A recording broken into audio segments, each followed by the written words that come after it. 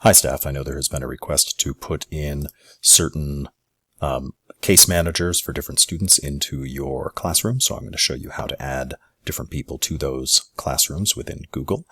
First of all, of course, get to your classroom, choose whichever one that you need to add people to, and then simply at the top where it says Stream Classwork People and Grades, choose People.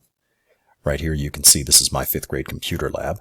And I already have the 5th grade teachers on here, but all you need to do is find where it says Teachers here at the top, click Invite Teachers, and then type in a name. Some of you may remember that I'm working on adding specials teachers to all of them, so I'm just going to add Diane and Matt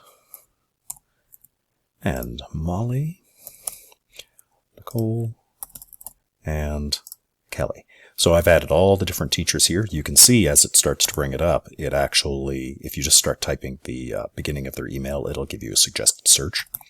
So go ahead and add those people. Click Invite.